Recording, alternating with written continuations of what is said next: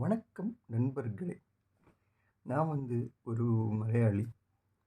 ஆனால் எனக்கு பேச வேண்டியது தமிழ் மக்கள்கிட்ட. அதான் இந்த வீடியோ மட்டும் தமிழில் பண்ணுறேன்.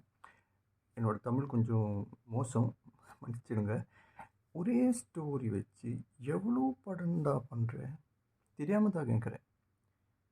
லியோ படம் பார்த்தேன். ஸ்டோரி என்னென்னா, ஹீரோ ஒரு பெரிய ஒரு சம்பவம், பெரிய ஒரு மாஸ் ஆள். ஆனால் ஃபேமிலிக்காக அவர் எல்லாமே விட்டு ரொம்ப அமைதியாக ஒழுங்காக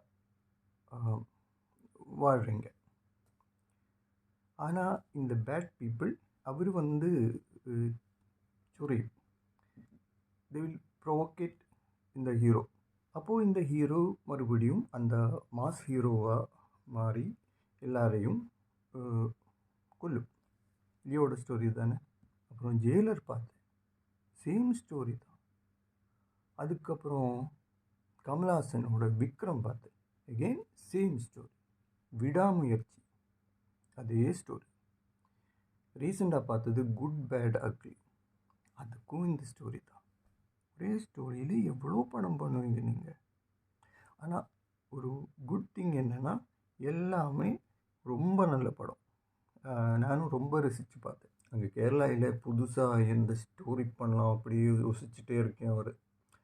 இங்கே எப்படின்னா ஒரே ஸ்டோரியில் ஹிட் மேலே ஹிட் பண்ணுறீங்க நீங்கள். Good job guys. இந்த சேம் ஸ்டோரியில் இன்னும் எந்த புதுசாக எந்த படம் வரப்போகிறேன் அந்த அப்படி எதிர்பார்த்துட்டு இருக்கேன்னா,